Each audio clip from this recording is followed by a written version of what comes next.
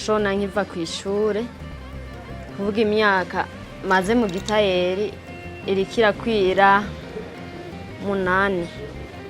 kirakwira imyaka 8 na twatanguye nshona mfise imashini imwe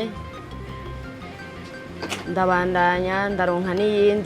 n'iyindi mpaka iratindira bateri ariko ivyo gukuvura bebe ndabitanguye vuba nta n'umwaka urahera.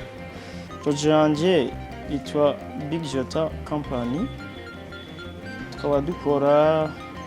donc en matière fabriquée en cuir canke en perle wana bitanguye 2019 bisa bikaba vyari meze nabi cyane. Projet yanje yashoboye kuba financé par Payeje transformation des eaux en farine ngaha kugira ngo umugambi ushobore kuba wikwiye turafise n'ibindi cyo duhingura ngaha harimo arima concentré ku nkoko ku ngurube n'ibindi harimo nk'imbata inkanga turazigaburira zogere kandi.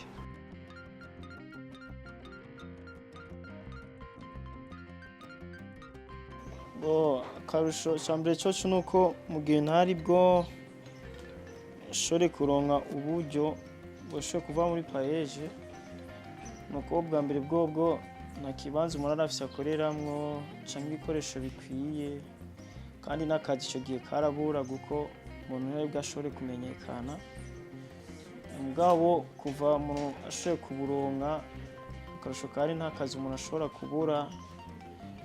kindi nacyo umuntu ashobora kumenyekana cyane aragera kure aho bigetse. Ntararonka financement nakora bike kandi abantu benshi ntibari banzi mu bisanzwe abakiya naraza kubarondera mugabo uno munsi nabo nibo bandondera kumva zo kwamaze kumenya. Ndashima rero uno munsi kuba Payeje ifashe mu mugongo. Kuvaho ndonke umutaye wa Payeje akarusho karahabaye kuko nk'imashini hariho zimwe ntari mfise naciye nshobora kuronka kandi n'amafaranga yariyongereye no kuvuga hari igihe umuntu yahora abura amahera yo guhemba nk'umukozi kubera ibi by'ubukuvure bebe ntabyo twakora kare twarakora impuzu z'abakiriya tukamanika ngaha tukarindira ko bazoza gutora mugo urumva umukozi ntumubwira ngo burya impuzu iracari ngaha wategerezwa guca umuhemba rero hamaze kujamwe iby'ubukuvure bebe umuntu aradandaza hanyuma agacaronka amahera yo kubahemba.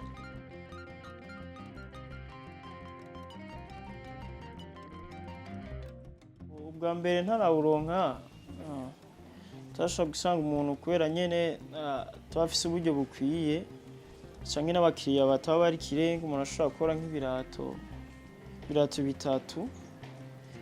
bitatu ku munsi mugabo uyu munsi umuntu ashobora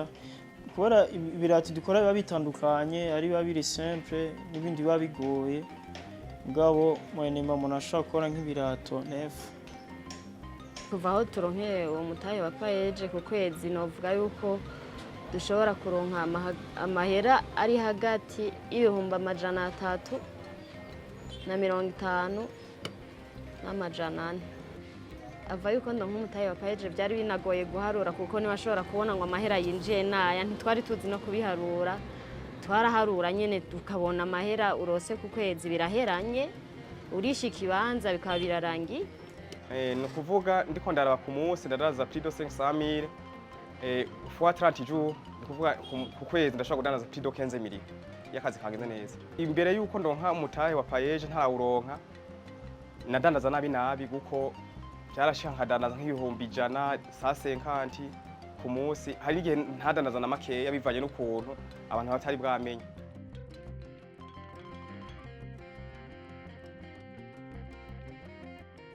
Ntaronka umutahe wa Payeje nakoresha abakozi bashaka kuri 2 gusa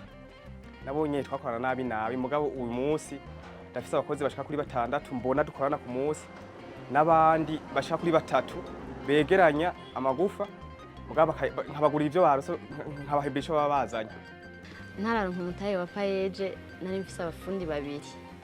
mugabo amaze kuronka narashoboye gukoresha 4 hanyuma kandi harabamwe n'abanyeshure baza kwiga ivy'igitayeri kubera imashini zari zabonetse. Bwa mbere ntaronka umutahe wa Payeje nta mukozi n'umwe nakoresha muga kuva aho ndawuronkeye ndakoresha abakozi babiri n'abandi donc nka pike mu gihe ibintu biba vyabaye vyinshi cyane.